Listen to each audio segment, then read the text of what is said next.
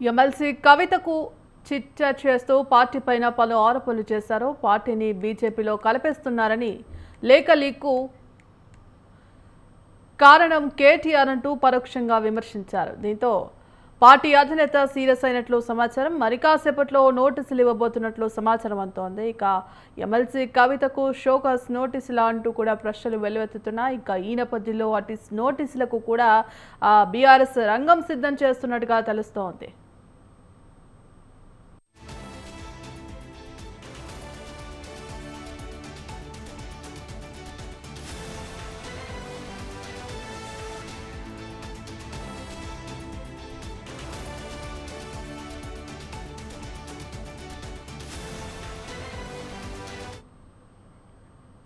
మీడియాతో ఎమ్మెల్సీ కవిత చిట్చాట్ చేస్తూ పార్టీ పైన పలు ఆరోపణలు చేశారు. పార్టీని బీజేపీలో కలిపేస్తున్నారని లేఖ లీక్కు కారణం కేటీఆర్ అంటూ పరోక్షంగా విమర్శించారు. దీంతో పార్టీ అధినేత సీరియస్ అయినట్లు సమాచారం అంతోంది. మరి కాసేపట్లో నోటీసులు ఇవ్వబోతున్నట్లు సమాచారం అంతోంది.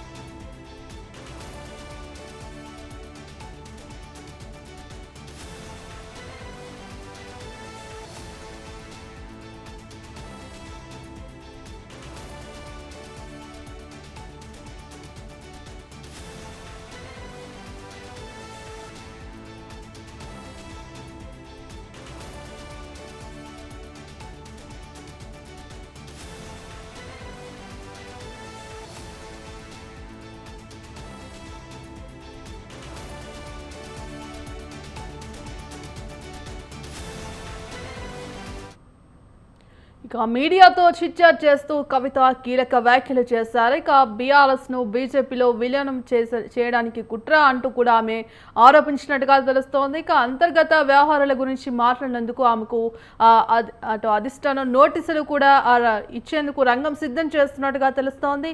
ఇందుకు సంబంధించి కంప్లీట్ అప్డేట్స్ మా కరెస్పాండెంట్ సవీన్ లైవ్లో అందిస్తారు.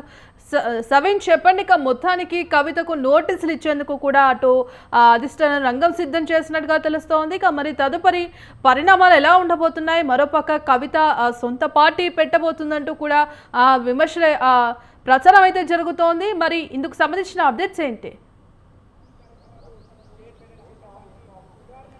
BRS party MLC Kalvakuntla Kavitha జాగృతి అధ్యక్షురాలుగా ఉన్నారు.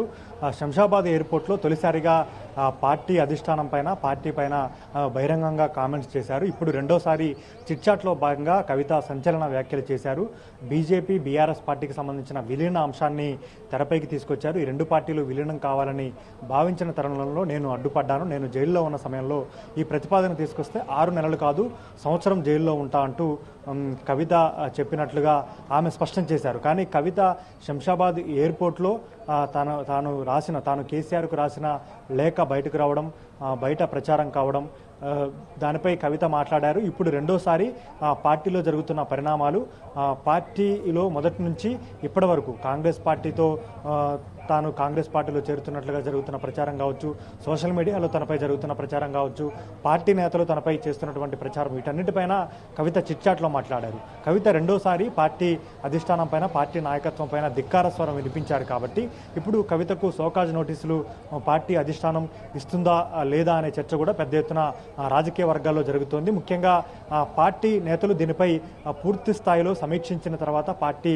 నేతలు భేటీ అయిన తర్వాతనే కవితకు సోకాజ్ నోటీసులు ఇవ్వాలా లేదా అనే నిర్ణయం తీసుకునే అవకాశం మాత్రం మనకు కనపడుతుంది. ఎందుకంటే కవిత ఎమ్మెల్సీగా, పార్టీలో ఎమ్మెల్సీగా ఉన్నారు. పార్టీకి అనుబంధంగా జాగృతి సంస్థను నడుపుతున్నారు. అన్నింటికంటే పార్టీ అధినేత, పార్టీ అధ్యక్షుడిగా, మాజీ ముఖ్యమంత్రిగా ఉన్నటువంటి కేసీఆర్కు కుమార్తెగా ఉన్నారు. చిట్చాట్లో కావచ్చు, మొన్న శంషాబాద్ ఎయిర్పోర్ట్లో మాట్లాడిన సందర్భంలో కూడా కేసీఆర్ పైన కవిత నెగిటివ్గా మాట్లాడలేదు. మొన్న శంషాబాద్ ఎయిర్పోర్ట్లో మాట్లాడినప్పుడు కేసీఆర్ మంచివారు, కేసీఆర్ దేవుడు, కేసీఆర్ చుట్టూ కొన్ని దెయ్యాలు ఉన్నాయంటూ కామెంట్ చేశారు. ఈరోజు మాట్లాడిన దాంట్లో కూడా కేసీఆర్ బీఆర్ఎస్ పార్టీ కేసీఆర్ది, బీఆర్ఎస్ పార్టీలో కేసీఆర్ను చూసే బీఆర్ఎస్ పార్టీ నడుస్తుంది, బీఆర్ఎస్ పార్టీలో కేసీఆర్ నాయకుడు, నాకు కేసీఆర్ మాత్రమే నాయకుడు అంటూ కవిత కామెంట్ చేశారు. ఒకవేళ కవితకు బీఆర్ఎస్ పార్టీ షోకాజ్ నోటీసులు ఇవ్వాలని అనుకుంటే మాత్రం కేసీఆర్కు తెలిసే ఇవ్వాల్సి ఉంటుంది. కేసీఆర్ అనుమతితోనే షోకాజ్ నోటీసులు ఇవ్వాల్సి ఉంటుంది. కాబట్టి షోకాజ్ నోటీసులు ఇస్తారా ఇవ్వరా అనేది ఇక మరో ఇది రెండో అంశంగా మనం చెప్పుకోవచ్చు. కవిత తాను చేసిన కామెంట్స్పై వెనక్కి తగ్గకపోతే పార్టీలో పూర్తి స్థాయిలో చర్చించిన తర్వాత షోకాజ్ నోటీసులు ఇస్తారా లేదా అనేది చూడాల్సి ఉంది. ఇక కవిత తాను చిట్చాట్లో భాగంగా కొన్ని కీలకమైన కామెంట్స్, కీలకమైన అంశాలు ప్రస్తావించారు. బీజేపీ బీఆర్ఎస్ పార్టీల విలీన అంశం కావచ్చు. మొదటి నుంచి గతంలో కాంగ్రెస్ పార్టీ ప్రతిపక్షంలో ఉన్నప్పుడు ఇదే అంశాన్ని పదే పదే ప్రచారం చేసింది. బీజేపీ బీఆర్ఎస్ పార్టీలు విలీనం అవుతాయి, బీజేపీ బీఆర్ఎస్ ఒక్కటే అంటూ కాంగ్రెస్ పార్టీ ప్రతిపక్షంలో ఉన్నప్పుడు ప్రచారం చేసింది. అందులో కాంగ్రెస్ పార్టీ ప్రజల్లోకి తీసుకువెళ్ళి కొంత అందులో సక్సెస్ అయింది. ఇప్పుడు కవిత అంశాన్ని నేరుగా ప్రస్తావించారు. బీజేపీ బీఆర్ఎస్ విలీనం కావాలనుకున్నాయి, దాన్ని నేను అడ్డుకున్నానంటూ కవిత చెప్పారు. ఇక తాను కాంగ్రెస్ పార్టీతో టచ్లో ఉన్నాను, కాంగ్రెస్ పార్టీలో చేరబోతున్నానంటూ బీఆర్ఎస్ పార్టీలో కొంతమంది చేస్తున్న ప్రచారంపై కూడా ఆమె నేరుగా స్పందించారు. కాంగ్రెస్ పార్టీ అధిష్టానంతో కావచ్చు, కాంగ్రెస్ పార్టీ నేతలతో నాకు ఎటువంటి సంబంధాలు లేవు. 2013లో మాత్రమే నేను తెలంగాణ అంశంపై ఆస్కార్ ఫెర్నాండేజ్ ద్వారా కాంగ్రెస్ పార్టీ అధిష్టానాన్ని సంప్రదించాను, కాంగ్రెస్ పార్టీ అధిష్టానంతో భేటీ అయ్యాను తప్ప అప్పటి నుంచి ఇప్పటి వరకు కాంగ్రెస్ పార్టీ అధిష్టానంతో నాకు ఎట్లాంటి సంబంధాలు లేవు. కాంగ్రెస్ పార్టీ మునిగిపోయే నావా, తెలంగాణలో కావచ్చు దేశంలో కాంగ్రెస్ పార్టీ మునిగిపోతున్న నావా. రాహుల్ గాంధీ నాయకత్వం కరెక్ట్గా ఉంటే, రాహుల్ గాంధీ సరైన నాయకుడైతే దేశంలో బీజేపీ గెలవదు, బీజేపీ బలోపేతం కాదంటూ కూడా ఆమె బీజేపీ పార్టీపై తనకున్న కోపాన్ని కాంగ్రెస్ పార్టీతో తనకు సంబంధాలు లేవని చెప్పుకునే ప్రయత్నం చేశారు. ఇక తాను కాంగ్రెస్ పార్టీలో చేరుతున్నానంటూ అనే అంశాలను కూడా ఆమె ఖండించారు. ఈ మొత్తానికైతే కవిత ఎపిసోడ్ రెండోసారి చిట్చాట్లో కూడా బీఆర్ఎస్ పార్టీలో అగ్రనాయకులు టార్గెట్గా, అంటే కేసీఆర్ను పొగుడుతూనే కేసీఆర్ మంచివారు అంటూనే బీఆర్ఎస్ పార్టీలో ఉన్నటువంటి మిగిలిన నాయకులు టార్గెట్గా కవిత కామెంట్స్ చేస్తూ వస్తున్నారు. శంషాబాద్ ఎయిర్పోర్ట్లో కవిత చేసిన కామెంట్స్పై బీఆర్ఎస్ పార్టీ వర్కింగ్ ప్రెసిడెంట్గా కేటీఆర్ స్పందించారు. మా పార్టీలో ప్రజాస్వామ్యం ఎక్కువ, ఎవరైనా లేఖలు రాయవచ్చు అంటూ కేటీఆర్ అన్నారు. ఆ తర్వాత పార్టీలో ఎవరైనా కోవట్టులు ఉంటే ఉండవచ్చు, రేవంత్ రెడ్డి కోవట్టులు బీఆర్ఎస్లో ఉంటే ఉండవచ్చు అంటూ కేటీఆర్ కామెంట్ చేశారు. ఇప్పుడు కవిత ఈరోజు చేసిన కామెంట్స్, ఒకటి బీఆర్ఎస్ పార్టీ బీజేపీలో విలీనం అంశం, తాను కాంగ్రెస్ పార్టీలో చేరుతున్నానంటూ జరుగుతున్న ప్రచారంపై కావచ్చు, తనపై బీఆర్ఎస్ పార్టీలోనే కొంతమంది సోషల్ మీడియా వేదికగా చేస్తున్నటువంటి దుష్ప్రచారం కావచ్చు, ఇక బీఆర్ఎస్ పార్టీలో ఉన్నటువంటి నాయకులు కేసీఆర్ కంటే తామే గొప్ప వాళ్ళం అన్నట్టు వ్యవహరిస్తున్నారు. వరంగల్ సభ సక్సెస్ కూడా కేసీఆర్ కంటే తామే సక్సెస్ చేశామంటూ గొప్పలు చెప్పుకునే ప్రయత్నం చేస్తున్నారు. కేసీఆర్ను చూసే వరంగల్ సభకు ప్రజలు వచ్చారు. కేసీఆర్ అందరి నియోజకవర్గాల ఇన్ఛార్జీలతో మాట్లాడారు, అన్ని జిల్లాల నాయకులతో మాట్లాడిన తర్వాతే వరంగల్ సభ విజయవంతమైంది. బీఆర్ఎస్ పార్టీలో కేసీఆర్ మాత్రమే సుప్రీం అంటూ వివరణ ఇచ్చే ప్రయత్నం అయితే కవిత చేసే ప్రయత్నం అయితే చేశారు. ఇక బీఆర్ఎస్ పార్టీ ప్రతిపక్షంలోకి వచ్చిన తర్వాత ప్రధాన ప్రతిపక్ష పార్టీగా అనేక విషయాలపై, కేంద్రంలో బీజేపీ అధికారంలో ఉంది, రాష్ట్రంలో కాంగ్రెస్ అధికారంలో ఉంది, ఏపీలో టీడీపీ అధికారంలోకి వచ్చింది. గోదావరి జలాల అంశం కావచ్చు, కృష్ణానది జలాల అంశంలో కావచ్చు, ఈ పార్టీలపై పోరాటం చేయాల్సినంతగా పోరాటం చేయట్లేదు. జాగృతి తరపునే రౌండ్ టేబుల్ సమావేశాలు పెడుతున్నాము. తెలంగాణ వికాస సమితి ఆధ్వర్యంలో రౌండ్ టేబుల్ సమావేశాలు పెట్టారు. ఇక తెలంగాణ తల్లి విగ్రహాన్ని రేవంత్ రెడ్డి మార్చిన తర్వాత బీఆర్ఎస్ పార్టీ తరపున ఏం కార్యాచరణ చేశారు, ఏం కార్యాచరణ తీసుకున్నారనేది కవిత మరో ప్రశ్న.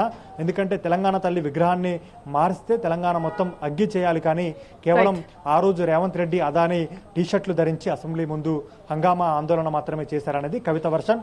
ఇక మూడో అంశం, ముఖ్యంగా కాళేశ్వరం కమిషన్ బీఆర్ఎస్ పార్టీ అధినేత మాజీ ముఖ్యమంత్రి కేసీఆర్కి నోటీసులు ఇచ్చిన తర్వాత బీఆర్ఎస్ క్యాడర్ను మేల్కొల్పకుండా, బీఆర్ఎస్ క్యాడర్తో క్షేత్రస్థాయి నుంచి రాష్ట్ర స్థాయి దాకా ఆందోళన చేయకుండా బీఆర్ఎస్ పార్టీ నాయకత్వం ఎందుకు సైలెంట్గా ఉంది అనేది కవిత మరో ప్రశ్న. వీటన్నిటికీ బీఆర్ఎస్ పార్టీ సమాధానం చెప్పాలి. అంతకంటే మించి నేను ఇప్పటికే కేసీఆర్కు అనేక సార్లు లేఖ రాశాను.